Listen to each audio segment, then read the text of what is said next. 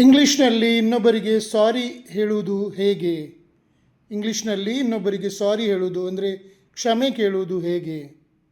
ಉದಾಹರಣೆಗೆ, ಸಾರಿ ಮೈ ಬ್ಯಾಡ್, ಕ್ಷಮಿಸಿ ನನ್ನ ತಪ್ಪು, ಸಾರಿ ಮೈ ಬ್ಯಾಡ್. ಅಥವಾ ಐ ಆಮ್ ಸೋ ಸಾರಿ, ನನಗೆ ತುಂಬ ಬೇಸರವಾಗಿದೆ, ನಿಜಕ್ಕೂ ಕ್ಷಮಿಸಿ, I am so sorry.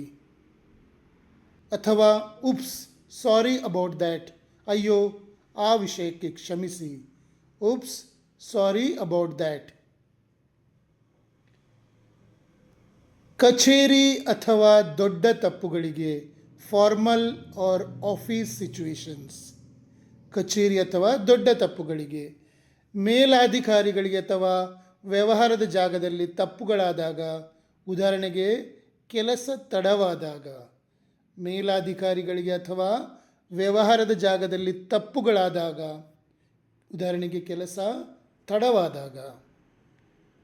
I sincerely ಅಪೊಲೊಜೈಸ್, ನಾನು ಪ್ರಾಮಾಣಿಕವಾಗಿ ಕ್ಷಮೆ ಯಾಚಿಸುತ್ತೇನೆ, I sincerely ಅಪೊಲೊಜೈಸ್.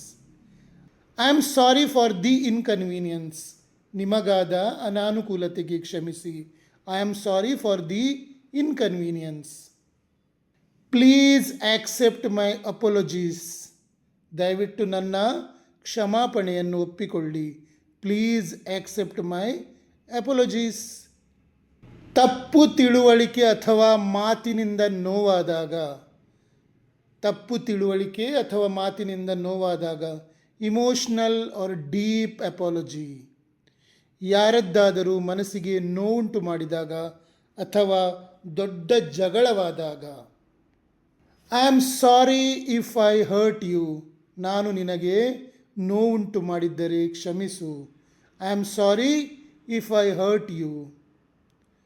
Please forgive me for my behaviour, ನನ್ನ ನಡವಳಿಕೆಗಾಗಿ ದಯವಿಟ್ಟು ನನ್ನನ್ನು ಕ್ಷಮಿಸಿ, please forgive me for my behaviour. I really didn't mean to offend you, ನಿಮಗೆ ಬೇಸರ ಮಾಡುವುದು ನನ್ನ ಉದ್ದೇಶವಾಗಿರಲಿಲ್ಲ, ಕ್ಷಮಿಸಿ.